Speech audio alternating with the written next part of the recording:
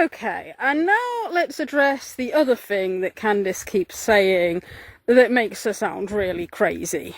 Because I do find this actually quite funny. From the top here with a photo of Brigitte Macron.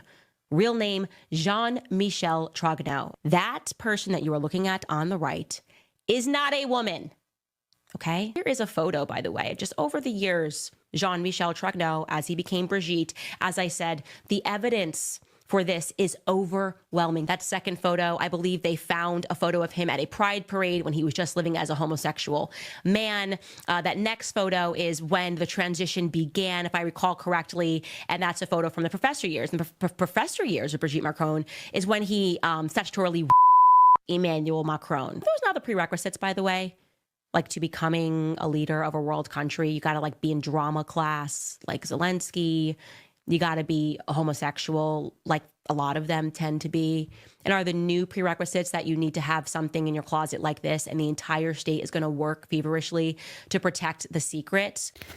Okay, Candace Owens calling the French president's wife, Brigitte Macron, a man. Okay, I find this really quite unbelievable that she would come out with something like this. I don't know whether she really believes it or whether she's just saying this. I don't know. So what Candace seems to think happened is that Brigitte was born a boy.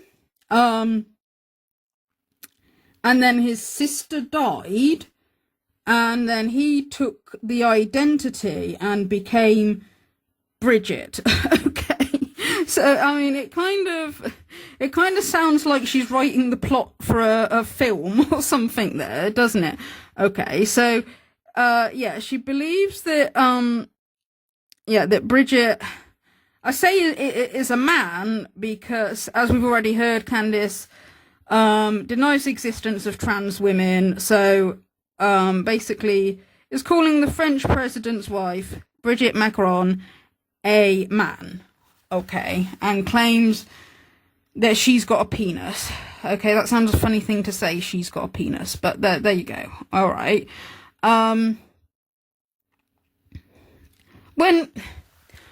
obviously this is not true. There's, pictures of Bridget when she was a child. She's got biological children of her own. She's obviously a cis woman, okay? She's obviously always been a woman, right? And God knows why Candace is saying this. I don't know whether she really believes it, or whether she's saying it to get attention, or whether she's saying it to get views because she's not working for the Daily Wire anymore, so maybe coming out with outrageous stuff is going to get her more views, more subscribers. I don't know. Some people are sort of saying that they think she's very attention seeking and she's like doing this to sort of keep the attention coming.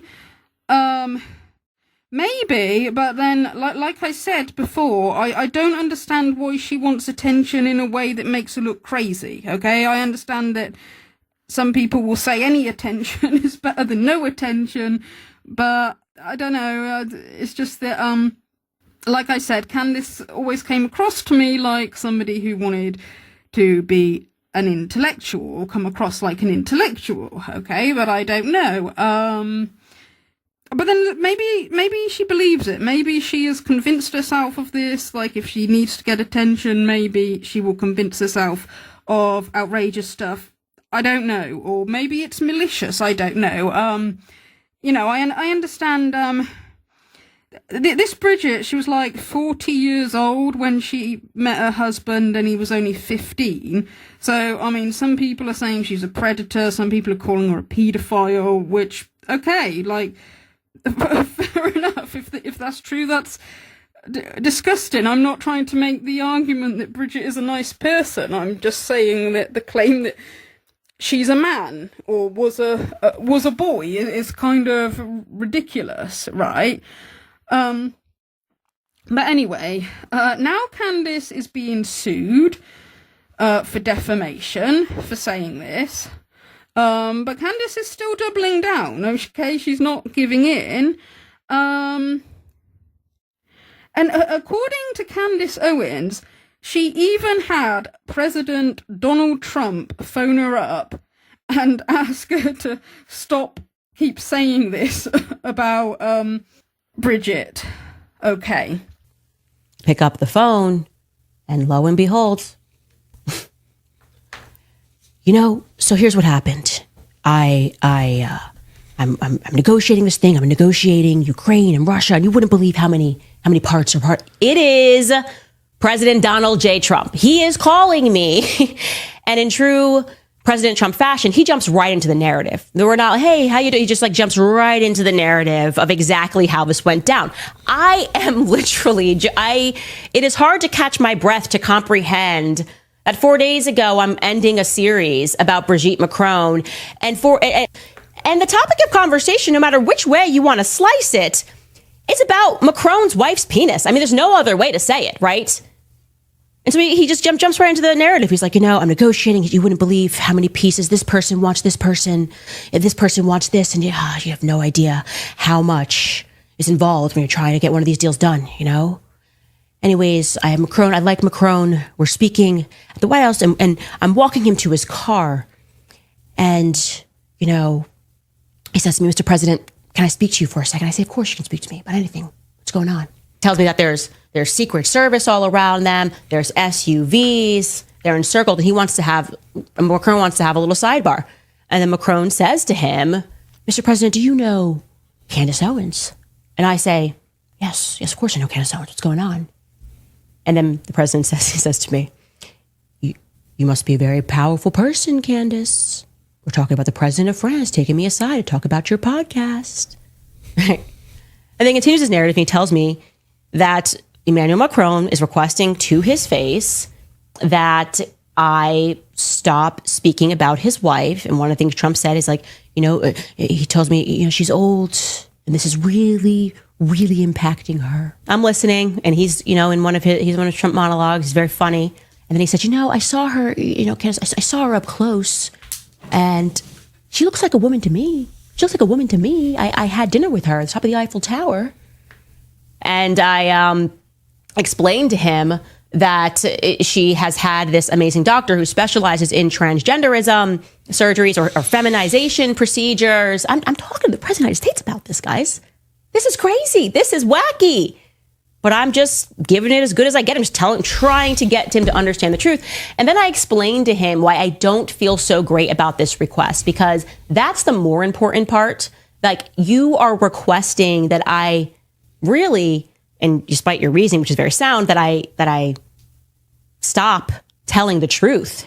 Honest, that at that moment I realized that one day this is going to go into my autobiography, and so I got to say something funny. And I said to him, respectfully, Mr. President, it's not my fault that he married someone with a penis. Okay, so I find it quite funny that she's saying this, but now that she's being sued, Candace has actually criticised Donald Trump for not helping her. Okay, Candace actually believes that the president should be stepping in to help her, and I kind of think how entitled do you have to be to think that you're owed help from the president, or how full of your own self-importance do you have to be to think that he should help you when he doesn't even agree with you? He's specifically, according to her, told her not to keep spreading these rumors.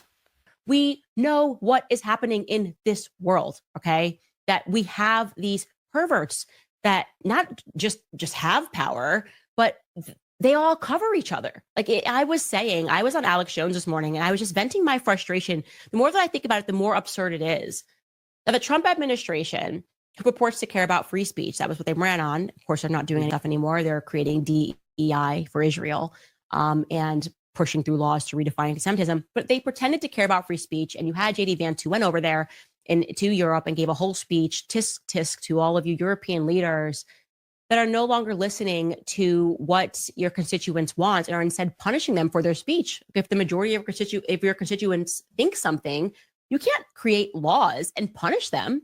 Like, right? That was kind of the gist of his speech. Like, the markets have decided what they want, and now you're punishing these people.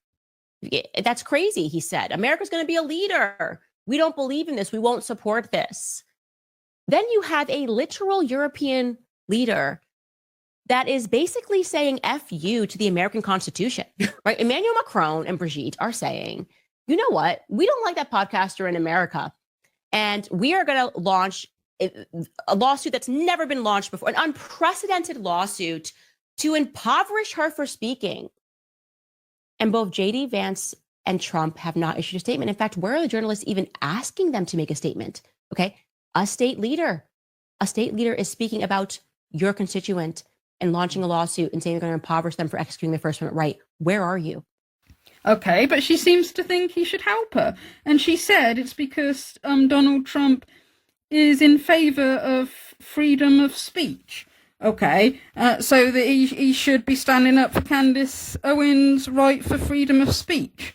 And I kind of think Candace Owens seems to be misunderstanding what freedom of speech is, right? Because freedom of speech doesn't mean you can just go around spreading lies about people and then not face any consequences, okay?